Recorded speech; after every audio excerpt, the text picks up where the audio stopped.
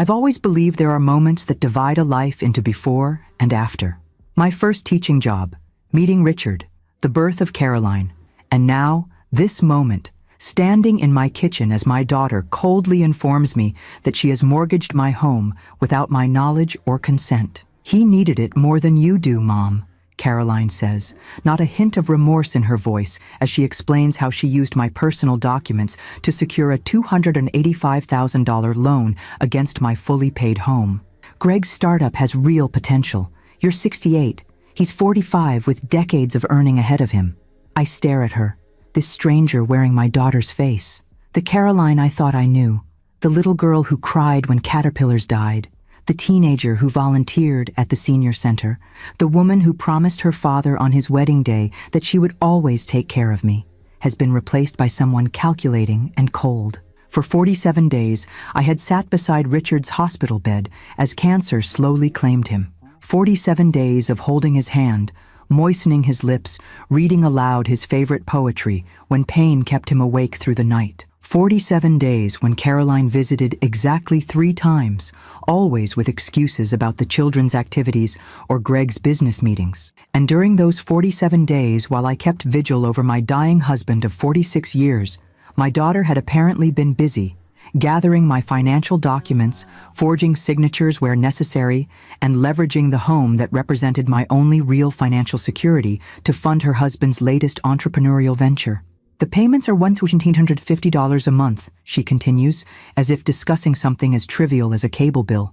"It's only for a year or 2 until Greg's company takes off. Then we'll pay it all back. My teacher's pension is $2,300 a month. The mortgage payment she's arranged would leave me with $450 to cover utilities, food, insurance, and everything else. Caroline," I say, my voice steadier than I feel, "this is my home, my only significant asset. You had no right. Dad would have wanted to invest in family," she interrupts, the familiar refrain whenever she wants something. Richard, generous to a fault, had indeed believed in supporting family. But he had also been the one to finally cut off financial support to Caroline and Greg after their 3rd failed business venture depleted our retirement savings by $120,000. "Your father would never have approved of mortgaging my home without my knowledge while he was dying," I correct her quietly. Something hardens in Caroline's expression, a glimpse of the stranger she has apparently always been beneath the facade of the daughter I thought I knew. "Well, it's done now. The papers are signed. The money's been transferred. Greg's company is already in development. You'll just have to manage the payments until we can take them over." I feel a curious calm settle over me, like the eye of a hurricane. For 42 years, I have been first and foremost Caroline's mother, prioritizing her needs, making excuses for her shortcomings, believing in her fundamental goodness despite mounting evidence to the contrary. But in this moment, I am suddenly, simply Eleanor Bishop again. The woman who existed before motherhood, who had an identity and capabilities entirely separate from her role as nurturer and protector. "I see," I say, reaching for my purse on the counter. Inside is my wallet, my phone, and the letter from Mutual Life Insurance that had arrived yesterday. Confirmation of the $750,000 policy that Richard and I had maintained in secret, knowing our daughter's financial irresponsibility might one day threaten our security. Caroline mistakes my calm for resignation. "I knew you'd understand," she says, the tension in her shoulders easing. "It's really what's best for everyone. And once Greg's company takes off, we'll be able to take care of you properly." I look around the kitchen where I've prepared thousands of family meals, where Richard and I danced on our 40th anniversary, where Caroline learned to bake cookies and later announced her engagement. Every surface holds memories that are now tainted by this betrayal. "Then don't complain about what happens next," I tell her, my voice soft but clear as I walk toward the door. "What's that supposed to mean?" Caroline calls after me, the first hint of uncertainty creeping into her tone. "Mom, where are you going?" I don't answer. The front door closes behind me with a quiet click that belies the seismic shift it represents. In my sensible Honda, the car Richard insisted on buying new for me 3 years ago despite Caroline's suggestion that, "At your age, Mom, a used car makes more sense," I sit for a moment, hands steady on the steering wheel. My phone buzzes with a text from Caroline. "Mom, you're overreacting. Come back so we can discuss this rationally." I silence the phone and start the engine. As I pull away from the house that is now burdened with a mortgage I never approved, I catch a glimpse of Caroline watching from the window, her expression a mixture of irritation and confusion. She has never seen this version of her mother before, the woman who existed before she became a mother, the woman who is now re-emerging from decades of dormancy. Eleanor Bishop, age 68, recently widowed, newly betrayed by her only child, drives away from her mortgaged home with no destination in mind but a growing certainty about her next steps. The teacher everyone in Cedar Grove knows for her patience and kindness has left the building. In her place is the woman who once negotiated million-dollar deals in Boston's financial district, who chose to become a teacher not out of necessity but conviction, and who now has nothing left to lose but her dignity, and she refuses to relinquish that. As the familiar streets of my neighborhood recede in the rearview mirror, I feel something unexpected beneath my grief and shock, a flicker of anticipation. For the first time in decades, I am not constrained by the careful considerations of motherhood or marriage. I am simply a woman with a problem to solve and the suddenly recovered knowledge that I was once very, very good at solving problems. Then don't complain about what happens next, I had told Caroline, and I meant every word. The Harbor Inn Motel sits at the edge of Cedar Grove, its faded blue exterior and flickering neon sign a familiar landmark for locals, but rarely a destination. I pay cash for 3 nights, ignoring the clerk's curious glance. A woman my age, alone, is an unusual sight in this establishment that caters primarily to commercial fishermen and the occasional budget tourist. Room 12 is clean but Spartan. A double bed with a floral comforter that has seen better days, a small table with 2 chairs, a bathroom with towels worn thin from countless washings. It reminds me of the first apartment Richard and I shared after college, before success and stability brought us the comfortable home that is no longer truly mine. I set my purse on the bed and take out my phone. 17 missed calls from Caroline, 3 from Greg, a text from my neighbor, Martha. Caroline came by looking for you, seemed upset. Everything okay? I reply only to Martha, taking some time to myself. Will explain later. Please don't share my business with Caroline for now. Martha, a widow herself for 5 years, responds immediately. Understood. Here if you need anything. The simple offer of support brings unexpected tears to my eyes, the first I've allowed myself since discovering Caroline's betrayal. I sit on the edge of the bed and finally let the magnitude of the situation wash over me. My husband is gone. My daughter has betrayed me in the most fundamental way. My home is burdened with a debt I never agreed to. At 68, when I should be settling into a secure, if modest, retirement, I am instead facing financial ruin. The tears don't last long. I've never been one for extended self-pity, a trait Richard always admired. Eleanor Bishop doesn't wallow, he would say proudly. She assesses and addresses. Assess and address. The mantra that served me well during my years in finance before I chose to become a teacher. It's time to remember those skills. I open my laptop, the same one I used to grade papers and create lesson plans before retirement, and begin my research. First, the specifics of the mortgage Caroline has taken out on my home. Online banking reveals the full details. $285,000 at 6.8% interest, a 30-year term with a balloon payment due in 5 years. The funds were transferred directly to Green Innovations LLC, the company Greg incorporated 3 months ago, while Richard was still alive but too ill to be aware of financial matters. Next, the legal implications. I may have been out of the financial world for decades, but I still understand fraud when I see it. If Caroline forged my signature or misrepresented herself as having authority to act on my behalf, there are clear legal remedies. I compile a list of elder law attorneys in the county, making note of those who specifically mention financial exploitation in their practice areas. Finally, I research Green Innovations LLC. The company website is slick but vague, full of buzzwords about disruptive technology and innovative solutions, without specifying exactly what product or service they provide. The Our Team page features Greg prominently as founder and CEO, along with 3 young people listed as development associates, whom I've never heard mentioned, despite Caroline's constant updates on Greg's business ventures. By midnight, my eyes are burning, but my mind is clearer than it's been since Richard's diagnosis 6 months ago. I have a preliminary plan with 3 parallel tracks. Legal, consult with an attorney about the mortgage's validity and potential remedies. Financial, secure my remaining assets, including Richard's life insurance payout, before Caroline can access them. Intelligence, gather information about Green Innovations' actual business prospects to assess the true risk to my home. I close the laptop and prepare for bed.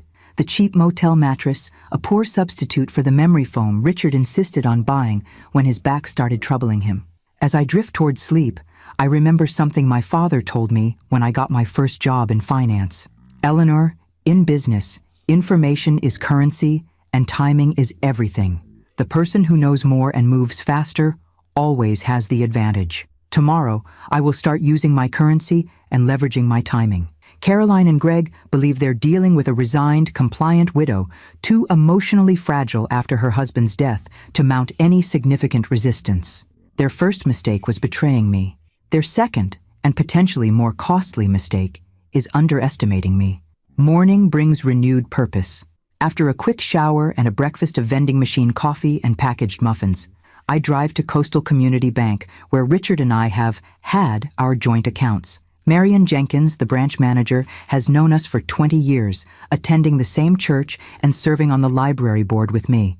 Eleanor, she greets me with genuine warmth, tinged with sympathy. I was so sorry to hear about Richard. How are you holding up? Managing one day at a time, I reply, the standard response that satisfies without inviting deeper inquiry. I need to discuss some account changes, Marion. Is there somewhere private we can talk? In her office, with the door closed, I explain the situation with a factual detachment that surprises even me. Marion's expression shifts from concern to shock to carefully controlled outrage. This is a clear case of financial exploitation, Eleanor, she says when I finish. As a mandated reporter for elder abuse, I should inform you that I'm obligated to report this to Adult Protective Services. I hadn't considered this angle, but it makes perfect sense. I understand, and I appreciate that. In the meantime, I need to secure whatever assets remain under my control. Marion nods, fingers already moving efficiently over her keyboard. First, let's review what accounts you have with us and their current status. The next hour is a methodical review of my financial situation. Our main checking account, now mine alone, contains $4,278. A savings account holds another $12,350. A certificate of deposit with $35,000 is scheduled to mature in 3 months. And most significantly, the insurance check for $750,000 that I deposited yesterday is on a standard 5-day hold before the funds become available. I need to ensure Caroline cannot access any of these funds, I explain. She was a signatory on the checking account for emergency purposes when Richard and I traveled, but I want that authorization removed immediately. Marion makes the necessary changes, her efficiency a balm to my frayed nerves. The insurance funds will clear by Friday, she confirms. What would you like to do with them once they're available? For now, nothing, I decide. I need legal advice before making any significant financial moves, but I want to ensure they're protected from any attempts to access them. Understood. I've removed Caroline's authorization from all accounts and placed a security flag that will require enhanced verification for any transactions. Marion hesitates, then adds more personally, Eleanor, I've known you and Richard, and Caroline, for 2 decades. I never would have expected this from her. Neither would I admit, the first crack appearing in my carefully maintained composure. Neither would I. As I leave the bank, my phone rings again. Caroline for the 23rd time since yesterday. This time I answer, Mom, where are you? Her voice carries more irritation than concern. I've been calling for hours. I'm aware, I reply, my tone neutral. I needed some time to process the fact that my daughter mortgaged my home without my knowledge or consent while I was caring for my dying husband. You're being dramatic, Caroline dismisses. It's a financial arrangement that benefits the family. Greg's company is going to be huge. They're developing an AI application for the healthcare industry that already has potential investors interested. The specific mention of the business catches my attention. The first concrete information about what Green Innovations actually does. I file it away for later research. Caroline, What you did was not only unethical, but likely illegal, I say calmly. I'll be consulting with an attorney to determine my options. An attorney? Her voice rises in disbelief. Are you serious? You would sue your own daughter?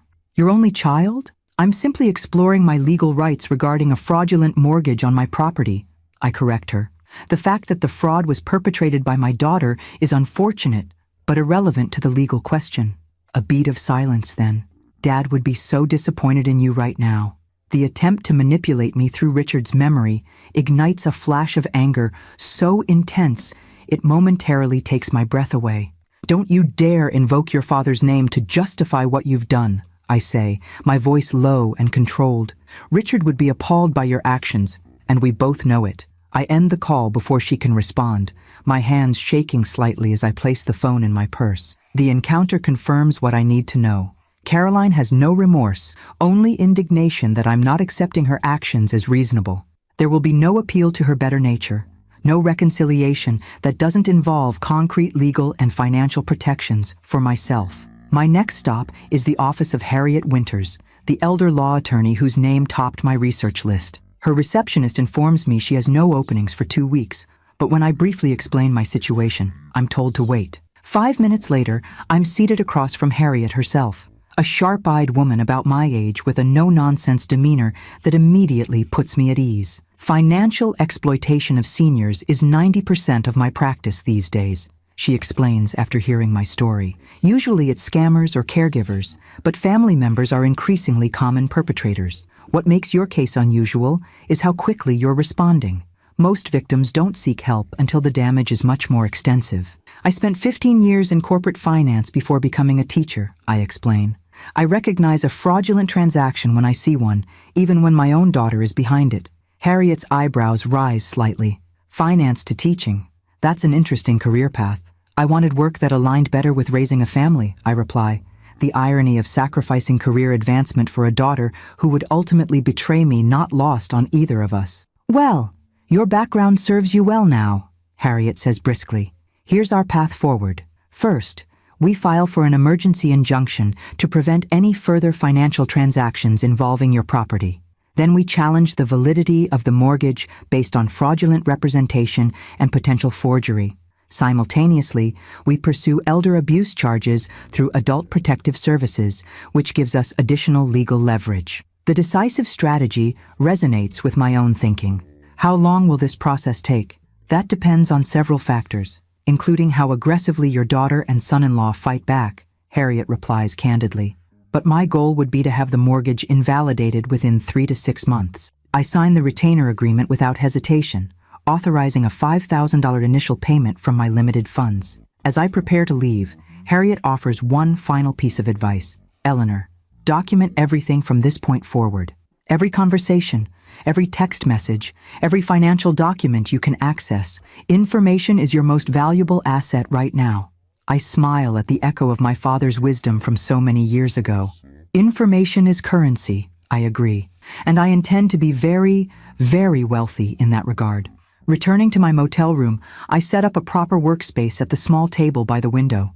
My teacher's organizational skills merge with my long-dormant financial analyst's methodology as I create a systematic approach to gathering and categorizing information. Caroline and Greg believe they're dealing with a heartbroken widow, too overcome by grief to mount an effective defense. They're about to discover just how wrong they are. As evening falls, I receive a text from an unfamiliar number. Mrs. Bishop, this is Kevin Zhao. I worked with Greg on the medical records project until last month. We should talk. Call if interested.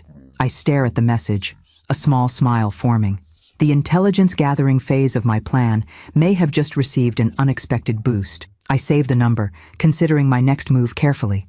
Caroline and Greg wanted to use my home as capital for their business ambitions. They're about to learn a harsh lesson about the true cost of that decision.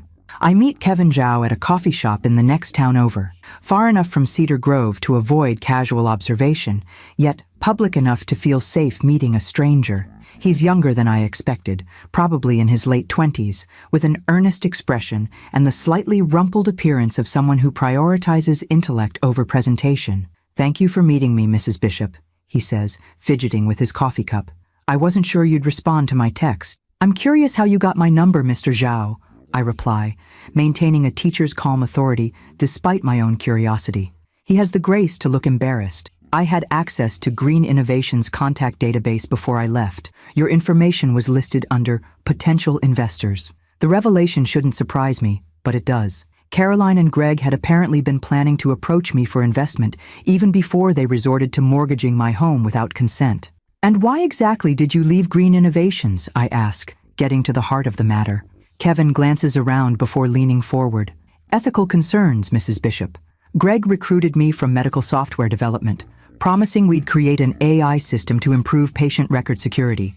But once funding became tight, the focus shifted to less ethical applications. Be specific, please. They're developing an algorithm to identify patients likely to benefit from expensive treatments, but with insurance limitations that would prevent full payment to providers. His voice drops further. Essentially, helping healthcare companies avoid treating patients who would cost them money. The business model's cynicism is breathtaking. And this is what my home was mortgaged to fund? Kevin nods, misery evident in his expression.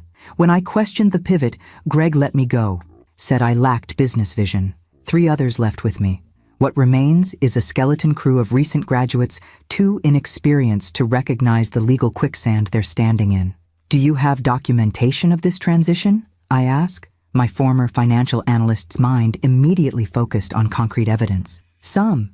Emails, meeting notes, the original business plan versus current development guidelines. He hesitates. I shouldn't have these materials, technically speaking, but I was concerned enough to secure copies before leaving. Would you be willing to share them with my attorney? His response is immediate. That's why I contacted you.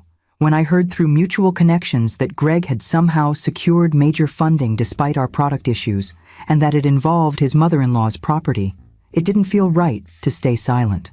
We spend the next hour reviewing the materials Kevin has brought on a secure flash drive. The picture that emerges is damning. Green Innovations began with legitimate healthcare technology aspirations, but pivoted toward ethically questionable applications when initial development proved more challenging than anticipated. More concerning, their current approach carries significant legal risks under healthcare discrimination laws, a fact Greg seems to have deliberately concealed from potential investors. This company will never succeed, I conclude. My financial analysis skills rusty, but still functional. Even if they complete development, the legal challenges would bankrupt them before they could scale. That's my assessment as well, Kevin agrees, which makes the mortgage situation even more troubling. That money will evaporate with nothing to show for it. As we prepare to leave, Kevin hesitates. Mrs. Bishop, I hope this helps. I'm not typically a whistleblower, but he trails off, searching for words. You have integrity, Mr. Zhao, I finish for him, an increasingly rare commodity. Thank you. Back at the Harbor Inn, I secure Kevin's flash drive in my laptop bag and call Harriet Winters to brief her on this new information. Her response is immediate and strategic. This strengthens our case significantly, she confirms. If we can prove Greg knew the business model was fundamentally flawed when securing the mortgage, it adds weight to the fraud allegations. I'll expedite our filing for the emergency injunction. After ending the call, I check my messages. 3 more from Caroline, increasingly demanding, and 1 from Greg that makes my blood boil. Eleanor, Caroline is upset by your dramatic reaction. The mortgage is a standard business arrangement. If you persist with this attorney nonsense, you'll only waste money you clearly need. Be reasonable. The condescension in his tone, addressing me by my first name, dismissing my legal rights as nonsense, positioning himself as the voice of reason, ignites something beyond anger. It crystallizes my resolve. I don't respond to either of them. Instead, I call Marion at the bank to confirm the insurance funds will be available tomorrow as planned. Then I contact Martha, my neighbor who has been keeping an eye on my house. There's been a lot of activity, Martha reports. Caroline and Greg were there all yesterday evening, removing boxes, and today a young man in a business suit was taking photographs of the exterior. Photographs? This is unexpected and concerning. Yes, measuring the yard too, like a property assessment. The implications are disturbing. Are they already planning to sell my home? Or perhaps planning renovations to increase its value for a future sale? Either scenario suggests they're moving forward aggressively despite my clear opposition. Martha, Would you be willing to keep a log of all visitors and activities you observe at the house? It could be important for my legal case. Already started one, she assures me, the efficient librarian she was before retirement, evident in her approach. Dates, times, descriptions, even a few discreet photos from my garden when they were loading boxes into Greg's car. You're a godsend, I tell her sincerely. Nonsense. What they're doing isn't right, Eleanor. Richard would be furious. The mention of my late husband brings both pain and clarity. Richard was always my moral compass in difficult situations, his integrity unwavering even when it cost us financially. What would he advise now? The answer comes with perfect clarity. Protect yourself first, then seek justice, not revenge. The distinction is crucial. With this principle in mind, I review my plan for tomorrow when the insurance funds become available. I need to secure the money while maintaining maximum flexibility for whatever legal challenges lie ahead. Caroline and Greg have shown they're willing to forge documents and manipulate financial instruments. I cannot underestimate their potential for further deception. My phone buzzes with another text from Caroline. Mom, this silent treatment is childish. Greg and I are trying to create generational wealth for our family, including you. Stop making this personal. The stunning lack of self-awareness would be almost comical if it weren't so infuriating. Making it personal, to object to someone mortgaging your home without consent? The mental gymnastics required for such a position are truly Olympian. For a brief moment, I wonder what happened to the daughter I thought I raised. Was she always this person, and I simply refused to see it? Or did something change her along the way? Perhaps Greg's influence, or the materialistic values that seem to drive their every decision. The questions have no satisfying answers, and ultimately, they don't change my current reality. My home is encumbered with a fraudulent mortgage. My daughter and son-in-law see me as a financial resource rather than a person deserving of respect and consideration. And at 68, recently widowed, I am starting over in ways I never imagined. Tomorrow, when the insurance money becomes available, I will begin the process of rebuilding my security, and Caroline and Greg will begin to understand exactly what they've awakened in the mother they so gravely underestimated. Friday morning dawns, clear and bright, a perfect New England autumn day that belies the storm brewing in my personal life. I check out of the Harbor Inn after 4 nights, the longest I've ever stayed in a motel, and drive directly to Coastal Community Bank. Marion greets me with the good news I've been waiting for. The insurance funds are fully available as of this morning, she confirms in the privacy of her office. All $750,000 has cleared and is ready for your instructions. The amount still seems surreal to me. More money than Richard and I ever had at our disposal at one time. We'd purchased the policy 30 years ago when term life insurance was relatively inexpensive, never expecting to need it until we were both much older. Richard's early death at 70 from aggressive pancreatic cancer hadn't been in our careful retirement calculations. I'd like to move $700,000 to a new account at First Atlantic Bank, I tell Marion, having researched my options extensively. The remaining $50,000 should stay here in a new account under my name only. Marion nods, processing my request without question. She understands the strategy. Dividing assets between institutions provides additional security against unauthorized access. First Atlantic has no connection to my existing financial history with Caroline, making it far more difficult for her to attempt any further financial maneuvers against me. I've prepared the wire transfer authorization, she says, sliding the form across her desk. Once you sign, the funds should reach First Atlantic within hours. As I sign the document, I feel a curious mixture of grief and empowerment. The money represents Richard's final act of protection, a safeguard he put in place decades ago, maintained faithfully through years when premiums felt burdensome against our teachers' salaries, all to ensure I would never face financial insecurity in my final years. Richard would be proud of how you're handling this, Marion says softly, as if reading my thoughts. He always said you were the backbone of your family, even when you let him think he was. The observation brings unexpected tears to my eyes, the first I've shed today, though surely not the last. Thank you for saying that, I manage, accepting the tissue she discreetly offers. With the transfer initiated, I move to the next phase of my plan. Harriet has arranged for me to meet with a real estate attorney immediately after my bank appointment. The timing is crucial. I need expert advice before making my next move. Douglas Freeman's office occupies the second floor of a colonial building on Cedar Grove's Main Street. At 75, he's the town's most experienced real estate lawyer, having handled property transactions in the county for nearly 5 decades. Mrs. Bishop, he greets me warmly, rising from behind a desk crowded with documents. Harriet briefed me on your situation. A troubling case indeed. I appreciate his directness. I need to understand my options regarding the property itself, Mr. Freeman. Specifically, can I still sell the house despite the fraudulent mortgage? He settles back into his chair, steepling his fingers in consideration. The short answer is yes, but with complications. The mortgage, though fraudulently obtained, has been recorded against the property. Any sale would require either satisfying that lien or getting it invalidated through legal proceedings. And if I wanted to sell immediately, you'd need to either pay off the mortgage from the sale proceeds or place those funds in escrow pending resolution of the fraud case. He studies me carefully. May I ask why you're considering selling, rather than simply fighting to invalidate the mortgage? The home has been in your family for decades, as I recall. The question touches on something I've been processing since discovering Caroline's betrayal. The house doesn't feel like home anymore, I admit. Every room holds memories, now tainted by what my daughter did. And practically speaking, it's larger than I need as a widow living alone. Douglas nods in understanding. In that case, I would recommend an approach that maintains your flexibility while maximizing financial return. We can list the property while simultaneously pursuing invalidation of the fraudulent mortgage.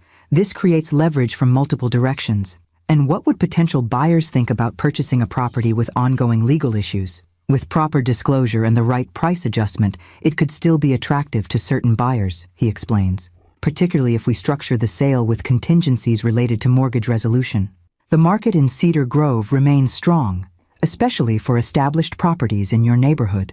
We spend the next hour outlining a strategic approach that aligns with Harriet's legal efforts. By the time I leave Douglas's office, I have a clear path forward. I will list my house for sale at a competitive price, use the legitimate interest from potential buyers as leverage against Caroline and Greg, and continue pursuing legal invalidation of the mortgage through Harriet. My next stop is Jenny Sullivan Real Estate, the most reputable agency in town. Jenny herself, a formidable woman in her 50s who has sold more Cedar Grove properties than any other realtor, greets me with professional warmth that shifts to genuine concern when I explain my situation. Eleanor, this is absolutely unconscionable, she says, indignation evident in her tone. I've known Caroline since she was in my daughter's Girl Scout troop. I never would have expected this from her.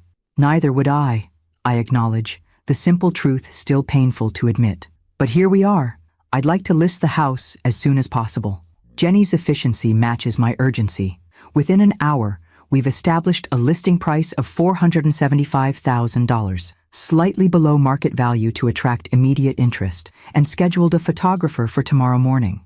The listing will go live on Monday, giving me the weekend to prepare the house for showing. You'll need to disclose the mortgage situation, Jenny advises, but we can frame it as a legal matter in process of resolution. Given your property's location and condition, I expect significant interest despite the complications. As I leave her office, my phone buzzes with a text from Martha. Greg is at your house now with 3 men in business suits. They're measuring rooms and taking more photos. The information confirms my suspicions. They're already planning the next phase of their scheme, perhaps renovations to increase the property's value for eventual sale after they've fully established control. The audacity is breathtaking. I drive to a small cafe on the outskirts of town, needing a quiet space to think before my next move. Over a cup of tea and a sandwich I barely taste, I review my progress so far. The insurance money is secure and divided between 2 institutions. Legal proceedings to invalidate the mortgage are underway. The house will be listed for sale on Monday.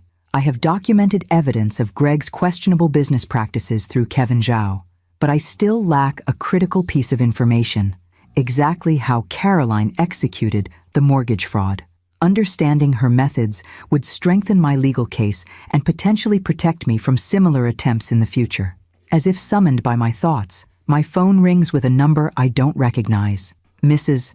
Bishop, this is Diane Kramer from First Fidelity Mortgage. I'm calling regarding some irregularities we've discovered in your recent home equity loan application. My heart rate accelerates. I never applied for a home equity loan with First Fidelity. That's precisely the irregularity I'm referring to, she replies, her tone shifting from professional to concerned. Our fraud department flagged the application during a routine review. The signatures and documentation didn't align with our verification processes. I would very much like to know what documentation was submitted, I tell her, reaching for my notebook. I'm currently pursuing legal action regarding a fraudulent mortgage on my property. In that case, I think we should meet in person, Mrs. Bishop. There's information you should be aware of that I'm not comfortable discussing over the phone. We arranged to meet Monday morning at her office in Portsmouth. As I end the call, a grim satisfaction settles over me. The puzzle pieces are coming together faster than I anticipated. Caroline and Greg apparently attempted to secure multiple loans against my property, not just the one I've discovered. Their greed may prove to be their undoing. Back in my car, I check my phone to find 7 missed calls from Caroline and a text that makes my blood boil. Mom, stop whatever you're doing with the insurance money. That's family money meant for all of us, not just you. We need to discuss how it should be properly distributed. The breathtaking entitlement, claiming rights to Richard's insurance policy that was explicitly designated for my financial security, solidifies my resolve. This isn't just about the house anymore. It's about establishing boundaries that should never have been necessary between a mother and daughter. I start the engine, a clear destination in mind. It's time to see exactly what Caroline and Greg have been doing to my home in my absence. I park a block away from my house, a precaution that feels strange when approaching my own home of 40 years. From Martha's driveway next door, I have a clear view of the activity. Greg's silver BMW in the driveway alongside an unfamiliar van with coastal renovations painted on its side. Through my living room windows, I can see movement, multiple people walking through my house as if they own it. Martha emerges from her side door, garden shears in hand, as a convenient prop for our conversation. They've been here since 10 this morning, she reports in a low voice, pretending to trim her hydrangeas. The renovation crew has been measuring for what sounds like a complete kitchen remodel. I heard Greg telling them to prioritize features that increase resale value. The information confirms my suspicions. They're planning to renovate and then sell my house, likely assuming I'll eventually accept their actions as a fait accompli. The sheer audacity leaves me momentarily speechless. And Carolyn? I ask, wondering if my daughter is participating in this violation. Hasn't been here today. Just Greg and the contractors. Martha hesitates, then adds, Eleanor, I don't think you should confront them alone. Greg seemed agitated when he arrived. I heard him on the phone saying something about securing the asset before she causes more problems. Her concern is valid, but I'm beyond caution now. I appreciate your worry, Martha, but I need to see exactly what they're doing. Would you mind calling me in about 15 minutes? That gives me an excuse to cut the conversation short if needed. Martha agrees reluctantly, extracting a promise that I'll leave immediately if I feel unsafe. With a steadying breath, I walk up the familiar path to my front door, the door Richard insisted on painting red because a home should announce itself with confidence, and use my key to enter. The conversation in the kitchen halts abruptly at the sound of the door opening. 4 men turn to stare as I walk into my own home. Greg and 3 strangers in work clothes holding tape measures and notepads. Eleanor! Greg recovers quickly, his surprise morphing into forced joviality. I didn't expect you today. We're just looking at some potential updates to the property. Updates to my property, I correct him calmly, setting my purse on the entry table with deliberate ease. The property you and Caroline fraudulently mortgaged while I was at the hospital with my dying husband. The renovation crew exchanges uncomfortable glances, clearly sensing they've stepped into a family dispute beyond the usual client disagreements. Greg's smile tightens. Gentlemen, would you give us a few minutes? Wait outside, and we'll continue shortly. Once they've filed out, Greg's demeanor changes instantly. What the hell do you think you're doing, Eleanor? Caroline is beside herself with your disappearing act, and now I hear you're moving money around and meeting with attorneys? This needs to stop immediately. No, Greg. What needs to stop is your assumption that you have any right to make decisions about my home or my finances. I look pointedly around the kitchen, where cabinet samples and countertop materials are spread across my table, including renovations I haven't authorized. These improvements will benefit everyone, he argues, his tone shifting to the condescending patience one might use with a difficult child. The updated kitchen will significantly increase the property's value. For whose benefit? Certainly not mine, since you've made it clear you expect me to quietly accept your theft of my home. His expression hardens. It's not theft. It's family asset management. Caroline is your only child, your heir. This house would eventually be hers anyway. That was for me to decide, not for you to take. I maintain a calm exterior, despite the fury building inside me. And to be clear, as of this morning, Caroline is no longer my heir in any capacity. This lands like a physical blow, the first indication that he recognizes real consequences may be forthcoming. What are you saying? I'm saying I've updated my will. I'm saying the insurance money from Richard is secure beyond your reach. And I'm saying this house will be listed for sale on Monday morning. Greg's face flushes with anger. You can't sell the house. There's a mortgage. A fraudulent mortgage that's currently being investigated by both my attorney and the fraud department at First Fidelity. I interrupt, taking satisfaction in his momentary confusion at the mention of First Fidelity. Yes, I know about that application too. You've been busy, haven't you? He takes a step toward me, his height suddenly intimidating in the confines of my kitchen. You're making a serious mistake, Eleanor. Caroline and I were trying to help you, providing financial management you clearly need. This vindictive response only proves you're not thinking rationally. The attempt to gaslight me, to reframe their exploitation as assistance and my self-protection as irrational, ignites something deep and fierce within me. Let me be perfectly clear, I say, my voice steady despite my racing heart. What you and Caroline did was fraud. It was elder abuse. It was a betrayal so profound I still struggle to comprehend it. But your biggest mistake wasn't the mortgage, Greg. It was underestimating me. My phone rings. Martha's promised call. I answer without taking my eyes off Greg. Yes, I'm at the house. No, everything's fine. Yes, I'll be there shortly. I end the call and retrieve my purse. The contractors can leave. There will be no renovations. A real estate photographer will be here tomorrow morning to prepare the listing. Caroline won't accept this, Greg warns, his tone now openly threatening. And neither will I. We have documentation showing your approval of these financial arrangements. Your word against ours. Who do you think people will believe? A grieving widow, possibly suffering from cognitive decline, or her concerned daughter and son-in-law? The strategy is now explicit. They'll claim I'm mentally incompetent if necessary to maintain control of my assets. I've anticipated this, but hearing it stated so baldly still chills me. Documentation can be examined for authenticity, Greg. Signatures can be verified, and cognitive ability can be professionally assessed. I move toward the door with deliberate confidence. I may be grieving, but I'm far from decline. Something you're about to learn the hard way. As I leave, I hear him already on the phone to Caroline, his voice urgent and agitated. I walk calmly to Martha's house, where she waits anxiously on her porch. You're pale as a sheet, she observes, ushering me inside. What happened? Greg just threatened to challenge my mental competence if I fight the mortgage, I tell her, accepting the glass of water she offers. They're prepared to claim I'm cognitively impaired to maintain control of my assets. Martha's outrage is immediate and validating. That's despicable. You're one of the sharpest minds in Cedar Grove. Richard always said you could calculate grocery totals faster than a cashier's scanner. The mention of this small marital joke, Richard's genuine amazement at my mental math abilities, brings unexpected comfort. He would never have doubted my competence, never would have allowed anyone to question my mental acuity.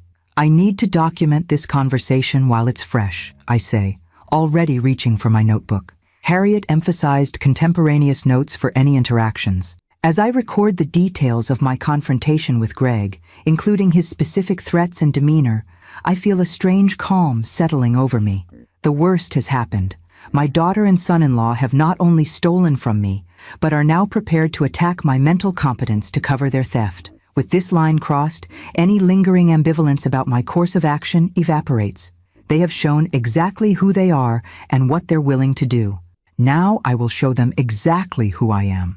Not just the patient mother and teacher they've taken for granted, but the strategic thinker who once navigated the complexities of corporate finance and who now will use every resource at her disposal to reclaim what is rightfully hers. When Martha offers her guest room until this situation resolves, I accept gratefully. The proximity to my house will allow me to monitor their activities while having the security of a trusted friend nearby. Tomorrow, the photographer will document my home for the listing, making official my intent to sell the property that Caroline and Greg assumed they could simply appropriate. You know they'll escalate when they see the listing go live, Martha warns as she helps me settle into her guest room. I'm counting on it, I reply, a strategy already forming in my mind. Sometimes you need to provoke a reaction to expose what's really happening. In the quiet of Martha's guest room, I send a brief email to Harriet documenting Greg's threats regarding my mental competence, copying Douglas Freeman and Marion at the bank. Creating a contemporaneous record with multiple professional witnesses strengthens my position against any future claims they might make. Then I do something I've resisted until now. I write a direct message to Carolyn. I know about the fraudulent mortgage. I know about the attempt with First Fidelity. I know about Greg's renovation plans for my house, and now I know you're prepared to question my mental competence to maintain control of assets that aren't yours. This stops now. The house will be listed for sale on Monday. Any further attempts to access my property or finances will result in immediate legal action, including criminal charges. This is not a negotiation. I press send without hesitation, then silence my phone as it immediately begins to ring. There will be time for conversations later, but tonight, I need rest and clarity. Tomorrow begins the next phase of reclaiming my life, a phase Caroline and Greg are entirely unprepared for. Saturday morning brings a perfect New England autumn day. Crisp air, golden sunlight, leaves beginning to turn their brilliant reds and oranges. Under different circumstances, it would be the ideal day for the apple-picking tradition Richard and I maintained for 4 decades. Instead, I sit at Martha's kitchen table, reviewing 17 text messages and 9 voicemails from Caroline, each progressively more hostile than the last. The final voicemail, left at 2:18 a.m., contains a threat that confirms my decision to involve legal authorities. Mom, if you go through with listing the house, we'll have no choice but to petition for guardianship. We have documentation from Dad's doctor about your emotional state during his illness. No one would question a daughter's concern for her recently widowed mother making irrational financial decisions. Think very carefully about your next move. Martha, overhearing the message as I play it on speaker, nearly drops her coffee mug. They would go that far? Try to get legal control over you based on your grief? Apparently so, I reply, forwarding the voicemail to Harriet with a brief explanatory note. They've invested too much in this scheme to back down now. Jenny Sullivan's photographer arrives at 10 a.m. sharp, a young woman with an artist's eye who captures my home's best features while diplomatically working around the renovation materials Greg's team left, scattered throughout the kitchen. I accompany her through each room, experiencing a complex mixture of grief and determination as I prepare to sell the home where Richard and I raised our family, hosted countless holiday gatherings, and planned to grow old together. The listing will go live Monday morning as promised, Jenny confirms as the photographer packs up her equipment. Based on current market conditions, I expect we'll have showings requested by afternoon. Are you prepared for that? As prepared as I can be, I tell her, knowing that each showing brings me closer to a definitive break with the home that holds 40 years of memories now tainted by Caroline's betrayal. I've just returned to Martha's when Harriet calls with urgent news. Eleanor, Caroline and Greg have just filed an emergency petition for temporary guardianship, claiming you're making financially destructive decisions due to grief-induced cognitive impairment. There's a hearing scheduled for Wednesday morning. Though I've anticipated this move, the reality of my own daughter legally attempting to declare me incompetent still lands like a physical blow. That was fast, I manage, sinking into Martha's armchair. They're working with Stanley Preston, Harriet explains, naming a lawyer known for aggressive elder law tactics. But they've made critical mistakes in their haste. The petition contains demonstrably false claims about your financial history and current actions, such as, they claim you've been giving away substantial sums to strangers and refusing necessary medical care, both assertions we can easily disprove. More importantly, they failed to include an appropriate medical assessment, instead relying on notes from Richard's doctor about your emotional distress during his illness. Grief isn't cognitive impairment, I point out. Precisely.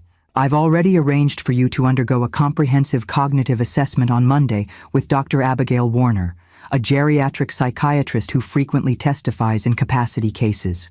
Her evaluation will carry significant weight with the court. After ending the call, I sit quietly, processing this escalation. Carolyn isn't just attempting to take my home. She's now trying to legally strip me of my autonomy, to gain control over every aspect of my life under the guise of protection. The depth of this betrayal exceeds even my worst expectations. Martha, sensing my distress, sits beside me. What can I do to help? Witness statements, I decide. Strategic thinking overriding emotional response. The court will want evidence of my cognitive functioning from people who interact with me regularly. Would you be willing to provide a statement about our recent interactions? Of course, she agrees immediately. And I'll ask Pastor Williams and the library board members too. They've all seen you handling complex decisions during the church renovation committee meetings. By Sunday evening, we've collected 6 witness statements testifying to my mental acuity, organization skills, and rational decision-making in various contexts. Combined with Dr. Warner's upcoming assessment and documentation from Marion at the bank regarding my methodical financial management, we're building a compelling case against Caroline's guardianship petition. Monday brings 2 significant developments. First, Dr. Warner's cognitive assessment, which I complete with perfect scores across all measures of executive function, memory, judgment, and financial capacity. Mrs. Bishop, she tells me afterward, I conduct dozens of these assessments monthly. Your cognitive function is not merely adequate for independent living. It's exceptional for any age. My report will state this unequivocally. The second development occurs at 2 p.m. when I meet with Diane Kramer from First Fidelity Mortgage. In her office, she presents me with a shocking discovery. This application was submitted online 3 weeks ago, she explains, showing me documents bearing what appears to be my signature. It requested a $300,000 home equity line of credit on your property, in addition to the existing mortgage, with Coastal Mortgage. A second attempt to extract money from my home, I observe, examining the forged signature with dismay. Yes, but here's what's notable, Diane continues, turning to her computer. We record all online application sessions. It's disclosed in the terms of service that most people don't read. This screen recording shows the exact session when your application was created. She plays the video, a screen capture showing each field being completed with my personal information. The timestamp shows 11:47 p.m. on a Tuesday, 3 weeks ago, while I was spending the night at the hospital with Richard. But most damning of all is a brief moment when the camera activates during the identity verification portion, capturing a clear image of Caroline sitting at what I recognize as Greg's home office desk, methodically filling out the fraudulent application in my name. This is irrefutable evidence, Diane states, handing me a flash drive containing the recording. Our fraud department has already filed a report with the Financial Crimes Division of the State Police. I wanted you to have a copy for your own legal proceedings. I clutch the flash drive, recognizing its value beyond mere evidence. This is the smoking gun that transforms the narrative from my word against theirs to documented, incontrovertible fraud. By Monday afternoon, as predicted, Jenny reports 5 showing requests within hours of my house listing going live. The interest validates our pricing strategy and creates immediate pressure on Caroline and Greg, who will recognize that a quick sale could void their fraudulent claims before they can stop it. When I return to Martha's house, a familiar car sits in the driveway, Caroline's red SUV. My daughter waits on the porch, her expression a mixture of anger and calculation that makes her nearly unrecognizable to me. We need to talk, she says, as I approach, not bothering with greetings. This has gone far enough. I pause at the bottom of the steps, maintaining physical distance that feels suddenly necessary. I agree.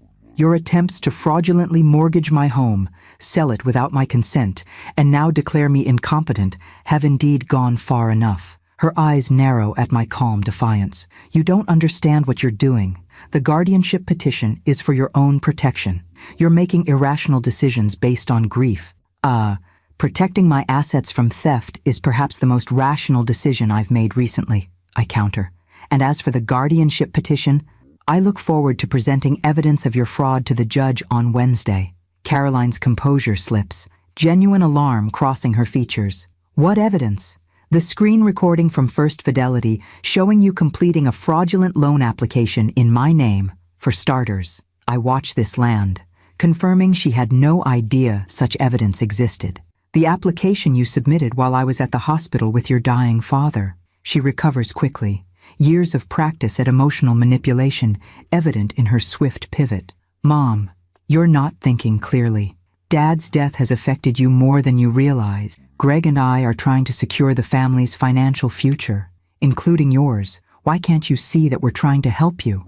The audacity of this framing, casting their theft as assistance, reignites my determination. Caroline, this conversation is over. I will see you in court on Wednesday.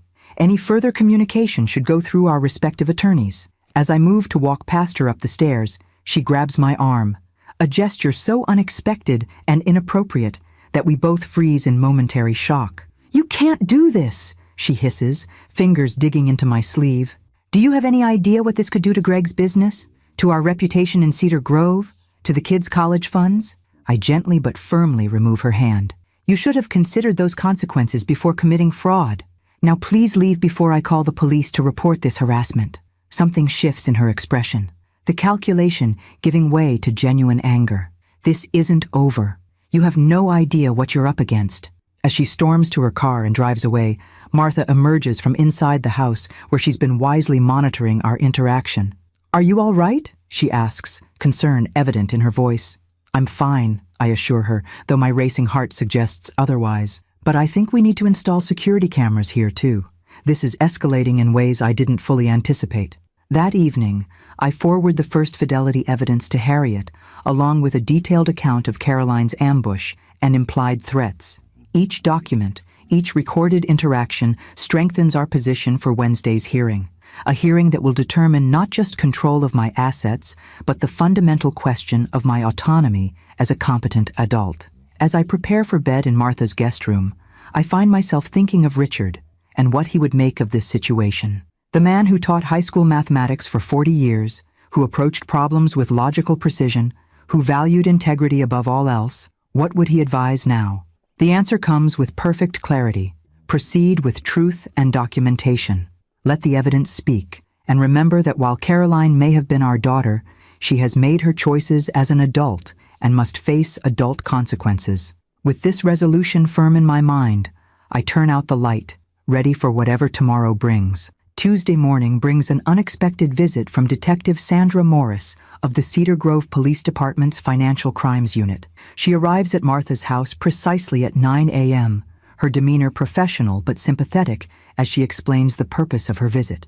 Mrs. Bishop, we've received concerning reports from several financial institutions regarding potentially fraudulent activities involving your accounts and property. She begins, once we're seated in Martha's living room.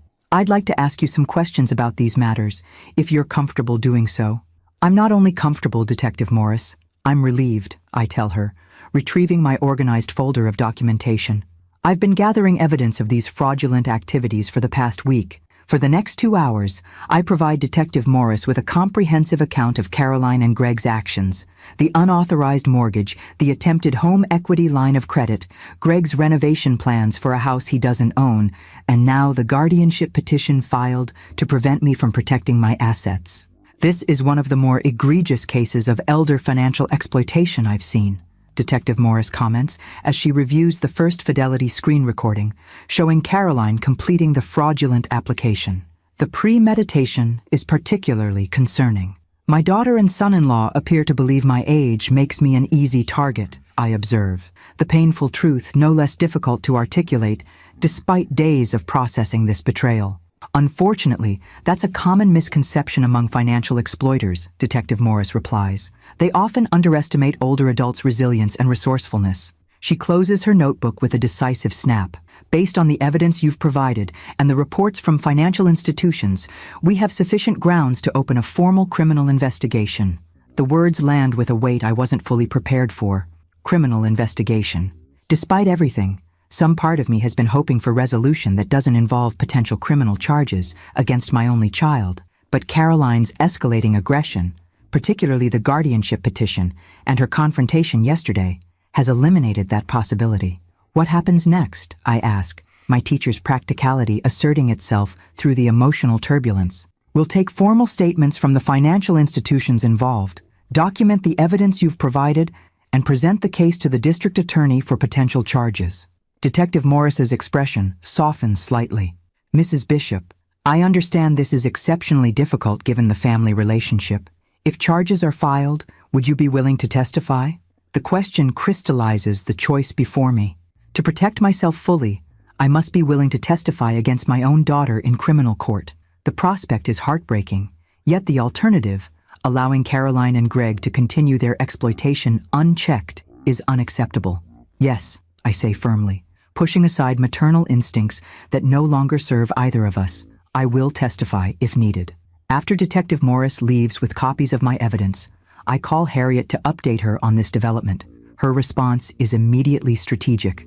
This strengthens our position for tomorrow's guardianship hearing significantly, she notes. A criminal investigation into the very people seeking guardianship over you creates an obvious conflict of interest. I'll file a supplementary brief this afternoon. By early afternoon, Jenny Sullivan calls with updates that further validate our approach. We've received 11 showing requests for the house so far, including 3 from pre-qualified buyers. I've scheduled them starting Thursday, assuming Wednesday's hearing goes as expected. It will, I assure her, confidence growing with each piece of evidence, each professional ally who recognizes the legitimacy of my position. My phone buzzes with a text from an unknown number. Mrs. Bishop, this is Kevin Zhao again. Greg just sent an email to all former employees threatening legal action if we spread misinformation about green innovations. He's clearly panicking. Thought you should know. This indirect confirmation that our counteroffensive is having its intended effect bolsters my resolve. I forward the message to Harriet, another piece in our growing documentation of Caroline and Greg's increasingly desperate attempts to maintain control of their fraudulent scheme. Late Tuesday afternoon brings perhaps the most significant development yet. Douglas Freeman calls with news about the fraudulent mortgage. Eleanor, we've made a critical discovery, he begins, excitement evident in his typically measured tone. The notary whose stamp appears on the mortgage documents has filed a report stating her stamp was used without authorization. She has never met you and was actually on vacation in Florida the day the documents were supposedly notarized in Cedar Grove. Another forgery, I conclude, adding this to the mountain of evidence against Caroline and Greg. Not just forgery. Notary fraud is a separate criminal offense, Douglas explains. I forwarded all documentation to Detective Morris and updated Harriet for tomorrow's hearing. By Tuesday evening, as Martha and I prepare a simple dinner, the pieces have aligned with a clarity that transcends my initial shock and grief. What began as a personal betrayal has evolved into a documented pattern of criminal behavior that extends beyond family drama into the realm of serious legal consequences. Are you ready for tomorrow? Martha asks as we clean up after dinner, concern evident in her voice. As ready as I can be, I reply honestly. I never imagined having to defend my competence against my own daughter in court, but here we are. Here we are indeed, Martha agrees, handing me a freshly dried plate to put away. But you're not facing it alone. Half the town is outraged on your behalf since word got out about what they've done. This is news to me.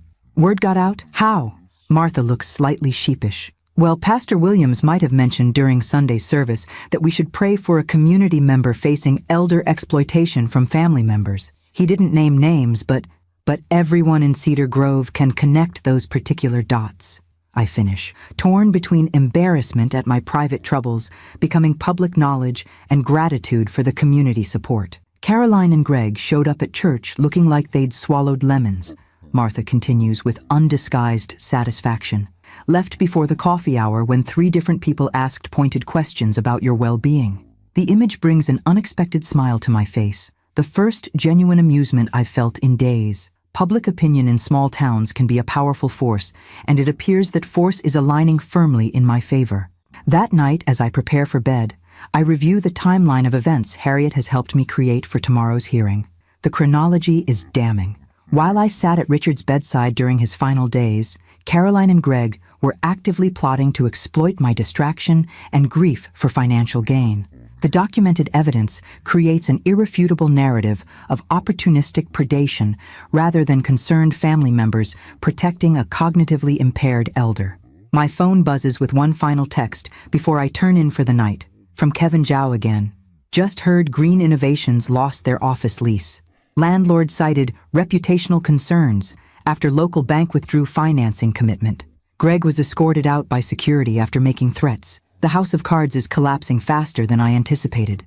As I set my alarm for 6 a.m., early enough to prepare thoroughly for the 9 a.m. hearing, I feel an unfamiliar sense of vindication. Not pleasure in Caroline and Greg's downfall, but validation that the systems designed to protect vulnerable adults can sometimes work as intended when activated by someone with the knowledge and resources to navigate them effectively. Tomorrow, I will face my daughter across a courtroom, defending my mental competence against her attempts to seize control of my life. It will be painful, possibly traumatic, certainly life-altering. But tonight, I rest in the certainty that truth documented is a powerful shield against those who would exploit vulnerability, even when those exploiters share your DNA. In the quiet darkness of Martha's guest room, I whisper to Richard's memory, "I'm doing what needs to be done. I hope you understand." The silence that follows feels, somehow, like his approval. Cedar Grove's courthouse dates back to 1892. Its imposing granite facade and broad marble steps designed to inspire respect for the law. I've passed it thousands of times during my decades in town, but never entered its doors until today, the day I must defend my competence against my own daughter's attempts to declare me incapable of managing my affairs. Harriet meets me on the courthouse steps at 8:30 a.m., her confident demeanor and impeccable charcoal suit providing reassurance. Martha walks beside me, having insisted on accompanying me for moral support. Several familiar faces nod greeting as we enter. The town librarian, 2 former teaching colleagues, Pastor Williams, their presence unexpected but fortifying. Word travels fast in small towns, Harriet observes, noting my surprise at the community turnout. And people generally dislike seeing one of their own mistreated, especially someone with your standing in the community. The courtroom is more intimate than television depictions would suggest, a compact space with well-worn wooden benches, walls paneled in dark oak, and morning sunlight filtering through tall windows. I spot Caroline and Greg immediately, seated at the respondent's table with their attorney, Stanley Preston, a corpulent man whose expensive suit and aggressive reputation precede him. Caroline looks up as we enter, her expression briefly vulnerable before hardening into something unreadable. Greg leans toward Preston, whispering urgently while gesturing toward a document before them. Neither acknowledges my presence directly. "They received our supplemental filing with the criminal investigation details this morning," Harriet whispers as we take our seats at the petitioner's table. Based on their body language, they weren't prepared for that development. Judge Helen Watkins enters promptly at 9 a.m., a slender woman in her 60s with silver hair cut in a practical bob and reading glasses perched on her nose. Her reputation for no-nonsense efficiency in family court matters is well known in legal circles, according to Harriet. "Good morning," she begins, reviewing the papers before her. "We're here regarding case number FC 2023-157 in the matter of Eleanor Bishop. This is a hearing on a petition for temporary guardianship filed by Caroline Reynolds, the respondent's daughter. I've reviewed the petition and supporting documentation as well as the respondent's opposition filing." Judge Watkins peers over her glasses, her gaze direct and evaluating as it moves between our table and Caroline's. "Before we proceed, I must address the supplemental filing submitted this morning regarding an active criminal investigation into the petitioners for alleged financial exploitation of the respondent. Mr. Preston, were you aware of this development when filing for guardianship?" Preston rises, his confident baritone filling the courtroom. "Your Honor, we were not aware of any formal investigation at the time of filing. My clients categorically deny any wrongdoing and believe these allegations are manifestations of Mrs. Bishop's confusion and emotional distress following her husband's death." Judge Watkins's expression remains neutral, but her response is pointed. "Interesting theory, Counselor. Perhaps you could explain why the Cedar Grove Police Department's Financial Crimes Unit and 2 separate banking institutions have independently identified potential criminal activity." Preston shifts tactics seamlessly. "Your Honor, regardless of these unsubstantiated allegations, the core issue remains Mrs. Bishop's current decision-making capacity. Her recent behavior, disappearing for days, attempting to sell her primary residence without secured housing alternatives, making large financial transfers, demonstrates impaired judgment consistent with grief-induced cognitive decline. Harriet rises, her voice calm but forceful. Your Honor, we have comprehensive evidence refuting both the guardianship petition's claims and Mr. Preston's characterization. Dr. Abigail Warner's cognitive assessment, conducted yesterday, shows Mrs. Bishop's executive function and decision-making capacity are not merely adequate, but exceptional for her age or any age. Additionally, we have documentation proving the concerning behaviors cited in the petition were, in fact, rational responses to discovering she was the victim of financial exploitation. Judge Watkins nods. I've reviewed Dr. Warner's assessment, which is indeed compelling. Mr. Preston, the petition cites Mrs. Bishop's grief as the primary factor in her alleged incapacity. Can you provide specific evidence of cognitive impairment beyond emotional distress following her husband's death? Preston's momentary hesitation speaks volumes. Your Honor, we have statements from the petitioner describing instances of confusion, memory lapses, and uncharacteristic decision-making. Anecdotal observations from an interested party, Judge Watkins notes, who, according to these police reports, was simultaneously attempting to secure fraudulent loans against Mrs. Bishop's property. That creates, at minimum, a significant conflict of interest. She turns toward me. Mrs. Bishop, I'd like to hear directly from you about these events. As I stand, I feel Caroline's gaze burning into me from across the courtroom. For a moment, I remember her as a small child, pigtails askew, determined expression as she learned to ride a bike, her little hand trustingly in mine as we crossed streets. The contrast with the stranger watching me now, the woman who forged documents while I sat beside her dying father, creates a pain so acute it momentarily steals my breath, but only momentarily. I straighten my shoulders and address the court with the same clear, measured voice I used for 40 years in my classroom. Your Honor, while I was sitting with my husband during his final days, my daughter and son-in-law executed a complex scheme to mortgage my fully paid home without my knowledge or consent. When I discovered this fraud upon returning home after Richard's death, Caroline told me, and I quote, "He needed it more than you do," referring to her husband's business needs versus my financial security. I continue methodically through the timeline of events, describing each discovery, each piece of evidence, each step I've taken to protect my assets and autonomy. Throughout my testimony, I maintain direct eye contact with Judge Watkins, my voice steady, despite the emotional weight of publicly detailing my daughter's betrayal. The actions I've taken, securing my insurance funds, consulting attorneys, listing my house for sale, are not signs of confusion or impairment. They are rational, strategic responses to discovering I had been financially exploited by family members I trusted implicitly. As I conclude my testimony, the courtroom remains utterly silent. Judge Watkins studies me for a long moment before turning to Caroline. Ms. Reynolds, would you like to address your mother's testimony? Caroline rises slowly, her composure visibly strained. Your Honor, my mother has always been strong-willed and independent. Those qualities made her an excellent teacher and parent. But since my father's diagnosis, she's been different, more paranoid, quick to assume the worst about family members' intentions. The attempt to reframe my protection of my assets as paranoia might have been effective if not for the mountain of documentation proving the legitimacy of my concerns. Judge Watkins's expression suggests she recognizes this disconnect. Ms. Reynolds, the court has documentation of a mortgage application bearing your mother's forged signature, security footage of you completing a fraudulent loan application in her name, and testimony from a notary stating her credentials were falsified on documents you submitted. How do you reconcile these facts with your characterization of your mother's concerns as paranoid? Caroline falters, looking to Preston for guidance. He rises again, smoothly intervening. Your Honor, these allegations, while concerning if proven true, don't negate the legitimate worry about Mrs. Bishop's current judgment and welfare. We believe a neutral third-party evaluation of her living situation and financial management would benefit everyone involved. Judge Watkins removes her glasses, fixing Preston with a direct gaze.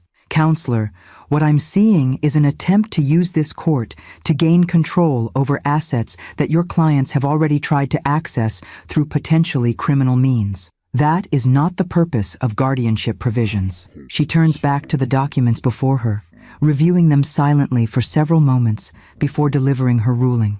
The petition for temporary guardianship is denied. Furthermore, I'm issuing a financial protection order prohibiting Caroline Reynolds and Gregory Reynolds from accessing any accounts, properties, or assets belonging to Eleanor Bishop. Relief washes over me.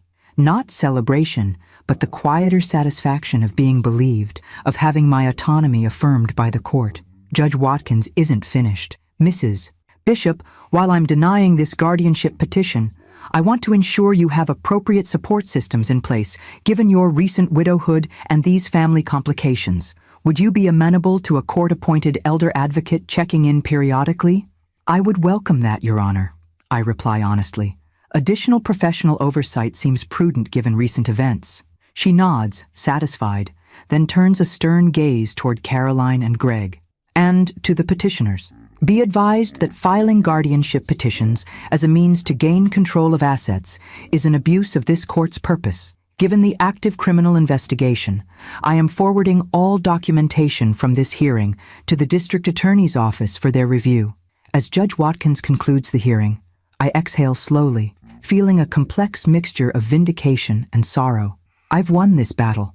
My autonomy is secure, my competence officially recognized, but the cost has been the final fracturing of my relationship with my only child, a loss that sits heavily alongside my grief for Richard. Martha squeezes my hand as we rise to leave. You did it, Eleanor. You stood your ground. Yes, I think as we exit the courtroom, carefully avoiding Caroline's gaze, I stood my ground. But the ground beneath us all has irrevocably shifted, and what remains is forever altered by what we've lost. The 24 hours following the hearing pass in a blur of activity. Jenny Sullivan reports 5 scheduled showings of my house for Thursday and Friday, with interest exceeding her expectations. Harriet files the judge's financial protection order with all relevant financial institutions, creating an additional layer of security around my assets. Douglas Freeman expedites paperwork to formally challenge the fraudulent mortgage, strengthened by the notary's affidavit confirming her stamp was used without authorization. By Thursday morning, a strange calm has settled over me, the quiet after a storm when damage is assessed and rebuilding begins. I return to my house for the first time since confronting Greg, needing to prepare it for the upcoming showings. Martha insists on accompanying me, concerned about potential confrontations if Caroline or Greg appear. But the house stands empty, sunlight streaming through windows that need washing, mail piled neatly on the entry table, courtesy of Martha's daily collection. The renovation materials have disappeared from the kitchen, leaving only faint marks on the countertops where samples once sat. The silence holds a quality I can't quite name, not peace exactly, but absence. As if the house itself is holding its breath, waiting to learn its fate. It feels different, I observe, moving through rooms that contain 40 years of my life, like it's already not mine anymore. Houses know things, Martha replies with the matter-of-fact wisdom of someone who has lived in the same home for 6 decades. They feel when change is coming. We spend the morning preparing for the showings, dusting, vacuuming, arranging fresh flowers in strategic locations. I place family photographs in drawers, unable to bear the sight of Caroline's smiling face watching me as I systematically dismantle the life we shared in this space. The task is both practical and symbolic, clearing physical reminders of the past to make room for an uncertain future. By early afternoon, we've transformed the house into the impersonal showcase needed for successful viewings. As we finish, my phone rings with a number I don't recognize. Mrs. Bishop? This is Amanda Tilley from the District Attorney's Office. Do you have a few minutes to discuss the investigation into Caroline and Gregory Reynolds? I step onto the back porch for privacy, steeling myself for whatever comes next. Yes, I'm available. What can I tell you? We've reviewed the evidence provided by Detective Morris and the documentation from yesterday's court hearing. Based on our assessment, we're preparing to file criminal charges for mortgage fraud, identity theft, financial exploitation of an elder, and forgery against both Caroline and Gregory Reynolds. Though I've known this was a possibility, even a probability given the substantial evidence, hearing it stated so officially sends a chill through me. My daughter facing criminal charges, my grandson's parents potentially incarcerated. What happens next? I ask, my voice steadier than I feel. We'll be presenting the case to the grand jury next week for indictment. If they return true bills, we'll issue arrest warrants. Given the nature of the charges and the defendant's community ties, they'll likely be permitted to surrender themselves rather than being arrested at home or work. The clinical description of a process that will shatter what remains of my family feels surreal. And if they're convicted? These charges typically carry sentences of 2 to 5 years, though first-time offenders often receive probation with restitution requirements. Given the amount involved and the exploitation aspect, however, some jail time is possible. After ending the call, I sit alone on the porch steps, the same steps where Richard and I watched countless sunsets, where Caroline learned to jump rope, where neighborhood children gathered for popsicles on summer afternoons. The weight of what's happening settles over me. My actions, while necessary for self-protection, have set in motion consequences that will affect not just Caroline and Greg, but their children, my grandchildren, as well. Martha finds me there, still processing. Bad news? She asks, settling beside me. Criminal charges are being filed next week, I tell her. Mortgage fraud, identity theft, elder exploitation, forgery. She nods, unsurprised. They made their choices, Eleanor. Repeatedly. This isn't your doing. Isn't it, though? I could choose not to cooperate with the prosecution. I could decline to testify. Martha considers this, her expression thoughtful. You could. And what message would that send? That exploitation has no consequences? That betraying family trust is acceptable if you're eventually caught? That laws protecting vulnerable adults don't matter if the perpetrator is related to the victim? Her questions cut through my momentary doubt. You're right. It's just difficult to reconcile the daughter I thought I raised with someone capable of these actions. People surprise us, Martha says simply. Sometimes wonderfully, sometimes terribly. The question is how we respond to those surprises. Our conversation is interrupted by Jenny's arrival for the first showing, a couple in their 30s with a toddler and another child on the way, looking for a family home with history and character. I watch from Martha's driveway as they tour my house, the young woman's hand resting on her pregnant belly, as she gazes up at the magnolia tree Richard planted the year we moved in. They love it, Jenny reports afterward, particularly the established garden and the reading nook under the stairs. They're pre-approved and considering making an offer after their second viewing tomorrow. The news should bring satisfaction, evidence that my counter-strategy is working, but instead leaves me feeling hollow. Another family will make memories in these rooms, will celebrate holidays under this roof, will plant their own trees and watch them grow to maturity. Life continuing its relentless forward movement while I navigate the wreckage of what once was. Friday brings 3 more showings and confirmation from Harriet that the fraudulent mortgage is being formally challenged through legal channels, with the bank initiating its own internal fraud investigation. By evening, Jenny calls with news that the young couple wishes to make an offer, $455,000, slightly below asking but with minimal contingencies, and a flexible closing timeline. It's a solid offer from qualified buyers who genuinely love the house, Jenny advises. In this market, with the known complications regarding the mortgage situation, I'd recommend serious consideration. I agree to review the formal offer when it arrives Saturday morning. As I end the call, an email notification appears on my phone. From Caroline, the first direct communication since the court hearing. My finger hovers over the screen. Momentary hesitation before opening it. Mom, my attorney has advised me not to contact you given the pending criminal investigation, but I needed to say this directly. I never intended for things to escalate to this point. What began as a temporary solution to Greg's business funding needs spiraled beyond what either of us anticipated. I've been informed that you're selling the house and have received an offer. While I still believe our original plan would have benefited everyone in the long run, I recognize that you see it differently. I won't contest the sale or create further complications. The district attorney's office has contacted us regarding potential criminal charges. I don't know what will happen next, but I'm trying to shield the children from as much of this as possible. They're already asking why they haven't seen you, and I don't know what to tell them. Caroline. The email's careful wording. No direct admission of wrongdoing. No explicit apology. Emphasis on shielding the children rather than acknowledging harm done. Reflects the Caroline I now know rather than the daughter I thought I had. Even facing criminal charges, she cannot bring herself to take full responsibility for her actions or express genuine remorse. Yet beneath my disappointment, a flicker of maternal concern persists. The children, my grandchildren, are innocent casualties in this conflict.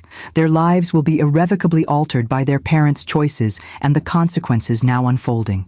I draft and delete 3 responses before settling on one that maintains necessary boundaries while acknowledging my continued connection to my grandchildren. Carolyn, I am proceeding with the sale of the house and expect to accept an offer this weekend. The legal processes regarding the fraudulent mortgage and other matters will continue as determined by the relevant authorities. Regarding the children, they have done nothing wrong and should not suffer additional loss. If you are comfortable with supervised visits arranged through a neutral third party, I would welcome the opportunity to maintain my relationship with them during this difficult time. Eleanor, as I press send, I recognize that this communication represents a new phase in our fractured relationship. Not reconciliation, but a carefully negotiated détente that prioritizes the children's well-being while maintaining the boundaries necessary for my protection. The house grows quiet as evening settles. Martha has gone to her book club, leaving me alone with my thoughts and the gentle tick of the grandfather clock Richard restored the year before his diagnosis. Tomorrow, I will likely accept an offer on the house where we built our life together. Next week, my daughter may face criminal indictment. The future I once envisioned, peaceful widowhood in my family home, surrounded by children and grandchildren, has vanished, replaced by something I'm still struggling to define. Yet beneath the grief and uncertainty, a foundation of quiet strength has emerged, a capacity to protect myself, to navigate complex systems, to rebuild from betrayal. These too are legacy from Richard and our life together, though I never expected to need them in quite this way. 3 months after that fateful day when I discovered the fraudulent mortgage, I stand in the sunlit living room of my new condominium, surrounded by carefully selected belongings from my former home. The space is smaller but thoughtfully designed. 2 bedrooms, an open kitchen and living area, a small balcony overlooking the community garden. Most importantly, it's fully paid for with a portion of Richard's insurance money, secured against any future attempts at exploitation. The sale of the house closed 2 weeks ago, $455,000 from the young couple expecting their second child. They'd been gracious about the delayed closing while the fraudulent mortgage situation was resolved, their patience rewarded with a solid family home at a fair price. Douglas Freeman had worked miracles, collaborating with bank fraud investigators to expedite the mortgage invalidation process once the notary fraud evidence came to light. The sale proceeds now sit in a carefully structured trust, an additional layer of protection recommended by Harriet. A knock at the door interrupts my contemplation. Martha enters carrying a flowering plant for my balcony, her latest contribution to what she calls my fresh start garden. The moving crew did a nice job, she observes, surveying the thoughtfully arranged furniture. It looks like you've been here for years already. Teachers are good organizers, I reply with a small smile, and I've had plenty of time to plan the layout. Indeed, the 3 months between accepting the offer on my house and today's final move had provided ample opportunity to reimagine my living space. I donated much of the larger furniture that wouldn't fit in the condominium, kept pieces with special meaning, and purchased several new items that reflected this next chapter. Practical, yet beautiful pieces chosen solely for my own pleasure rather than family functionality. Have you heard anything? Martha asks, the deliberate vagueness acknowledging the subject we've danced around all morning. The plea hearing is scheduled for Monday, I confirm. Harriet says the prosecutor has offered a deal, 2 years probation, full restitution, and community service in exchange for guilty pleas to reduced charges. The criminal case against Caroline and Greg had proceeded with mechanical inevitability after the grand jury indictment. Faced with overwhelming evidence and the prospect of significant prison time, they had apparently opted to accept the prosecutor's offer rather than risk trial. How do you feel about that? Martha asks carefully, helping me arrange books on the new built-in shelves. It's a question I've asked myself repeatedly as the case progressed. Relieved, I answer honestly. Prison wouldn't undo what happened, and the children have already experienced enough disruption. The children, my grandchildren, remain the most complicated aspect of this situation. Following my email to Caroline, we had established a fragile arrangement for supervised visits at the community center, neutral territory where a social worker could monitor our interactions. The children, confused by the sudden family fracture but resilient in their youth, had gradually adjusted to this new normal. They now understood that Grandma has a new home, and Mom and Dad have some grown-up problems to solve. Simplified explanations that preserved their sense of security while acknowledging the changed circumstances. Speaking of the children, I say, checking my watch, I should start preparing for tomorrow's visit. Emma's bringing them at 11. Emma Harrison, the family therapist who had been instrumental in establishing the visitation arrangement, had gradually transitioned from supervisor to facilitator as the emotional temperature between Caroline and me cooled from open hostility to tense civility. Tomorrow would mark the first visit to my new home, a significant step in normalizing our reconfigured relationship. I'll help you set up that craft project you mentioned, Martha offers, following me to the second bedroom that serves as both guest room and hobby space. As we organize materials for the bird feeder construction I've planned, an activity that balances creative expression with structure, according to Emma's recommendations, my phone rings with Harriet's number. Eleanor, I just received word from the prosecutor's office, she begins without preamble. Caroline and Gregory have accepted the plea deal. They'll formally enter guilty pleas on Monday to charges of mortgage fraud and elder financial exploitation. The identity theft and forgery charges will be dropped as part of the agreement. Though I've been expecting this news, hearing it confirmed sends a complex wave of emotions through me. Relief that the legal process is concluding, sadness at the formal acknowledgement of my daughter's crimes, uncertainty about what comes next. The terms include full restitution of the mortgage amount plus your legal expenses, Harriet continues. They'll be required to complete financial ethics training and perform 200 hours of community service each. Most significantly for you, the agreement includes a permanent financial protection order preventing them from involvement with your assets in any capacity. Thank you for letting me know, I reply, my teacher's composure masking the emotional tumult beneath. Will I need to be present for the plea hearing? No, your victim impact statement has already been submitted to the court. You're welcome to attend, but it's not required. After ending the call, I share the update with Martha, who nods with grim satisfaction. Justice served, though not nearly what they deserved. It's enough, I say quietly. Consequences have been established, boundaries enforced, restitution ordered. Anything more would only satisfy vengeance, not justice. Martha studies me with the insight of decades-long friendship.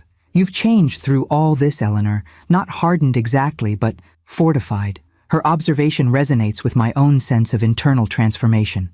The woman I was before discovering Caroline's betrayal, the accommodating mother, the widow defined primarily by loss, the retiree gradually diminishing her expectations of life, has been replaced by someone more resolute, more self-protective, yet paradoxically more open to new possibilities.